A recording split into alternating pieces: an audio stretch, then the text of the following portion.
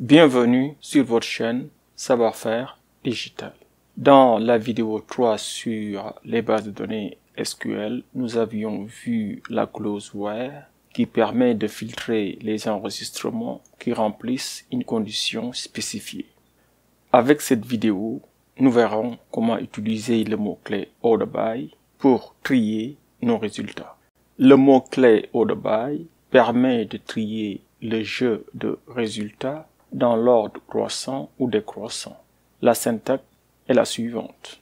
Select, colonne 1, colonne 2, etc. jusqu'à colonne n, from table name, order by, colonne 1, colonne 2, jusqu'à colonne P, ascend ou bien descend.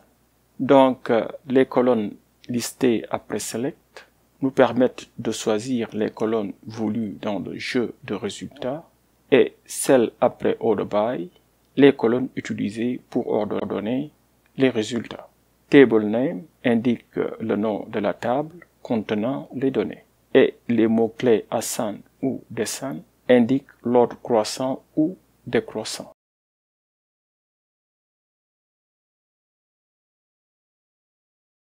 Voilà, commençons la démonstration 4 sur les bases de données.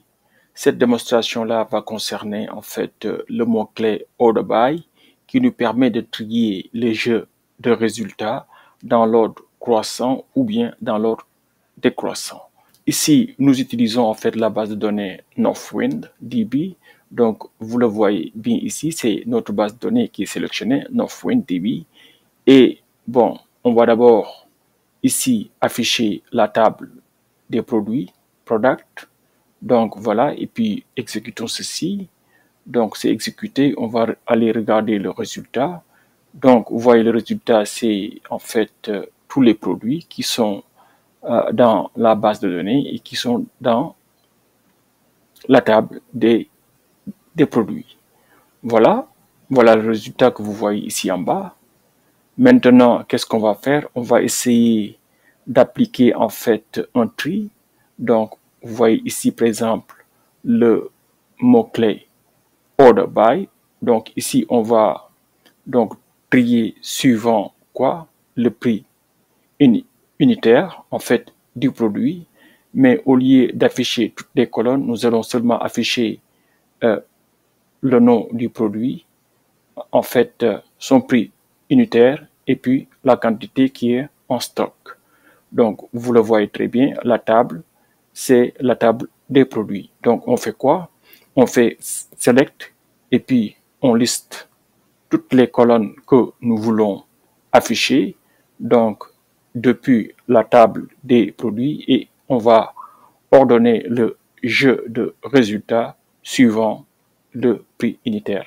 Maintenant, ici, vous voyez très bien que par défaut, on n'a pas dit que si on va ordonner suivant un prix ascendant ou bien descendant, donc par défaut, ce sera du plus petit au plus grand, donc l'ordre naturel. Donc on va exécuter ceci. Et donc vous voyez le résultat ici en bas. Donc ici on a la colonne en fait des produits. Ça c'est le prix unitaire et ça c'est la quantité qui est en stock. Et si vous regardez très bien, vous voyez qu'en fait que les produits sont listés suivant leur prix du plus petit au plus grand. Voilà, maintenant on peut aussi en fait ordonner selon plusieurs colonnes. Donc ici par exemple nous avons toujours la base de données NorthwindDB. Donc maintenant on va changer de table. La table, ce sera la table des clients, customers. Donc on va afficher toutes les colonnes. C'est pourquoi vous voyez ici on a mis étoile. Et puis on va ordonner ou bien on va trier selon deux colonnes. D'abord suivant le pays, country, et puis suivant le nom.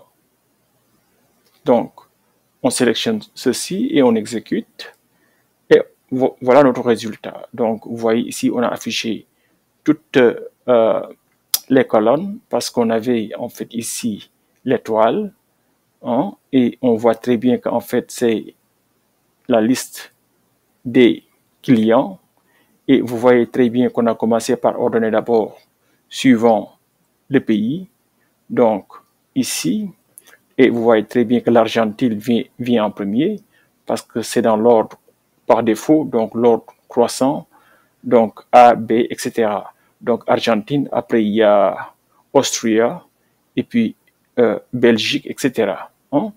Et puis une fois qu'on a ordonné suivant cette colonne-là, qui est la colonne des pays, il faut aussi après ordonner suivant le nom. Donc company name qui est là. Donc si vous voyez par exemple les 3 premiers clients qui sont tous en Argentine, vous voyez que ce sera celui-là, celui-là et puis celui-là. Donc on va les ordonner aussi. Donc ce client-là, Cactus, commence par C, donc forcément il vient avant Océano qui commence par O. Voilà.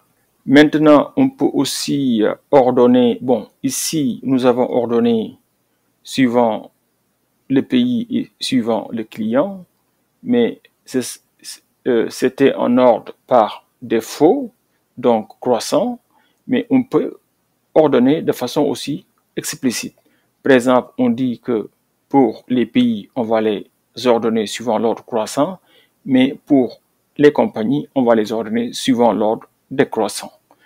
Et autre chose, au lieu de sélectionner en fait toutes les colonnes, on peut seulement sélectionner en fait les colonnes qui nous intéressent. Par exemple, ici, si on s'intéresse uniquement au nom du client, hein, ou bien de l'entreprise client, et puis ici, le pays, on sélectionne tout simplement ces 2 colonnes-là depuis la table des clients, et puis on fait des tri selon le pays de façon ascendante et selon le nom du client de façon descendante. Et si je sélectionne en fait ce code-là et que j'exécute, vous voyez très bien qu'on aura uniquement 2 colonnes, la colonne des clients, ou bien le nom du client ici, et puis le pays ici, et vous allez voir qu'en fait, toujours le pays, ce sera dans l'ordre ascendant, donc Argentine vient en premier, et puis etc., les autres viennent après. Mais vous allez voir que pour le nom du client, ce sera dans l'ordre inverse. Donc vous voyez par exemple que ici, par exemple, que le client qui a pour nom R vient avant le client qui a pour nom O. Donc l'ordre est bien inversé. Et voilà pour l'essentiel concernant le mot-clé order by.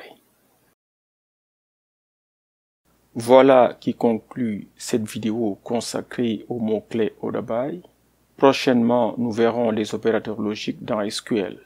N'oubliez pas de soutenir la chaîne, abonnez-vous et aimez les vidéos en appuyant sur le pouce. Un grand merci et à bientôt.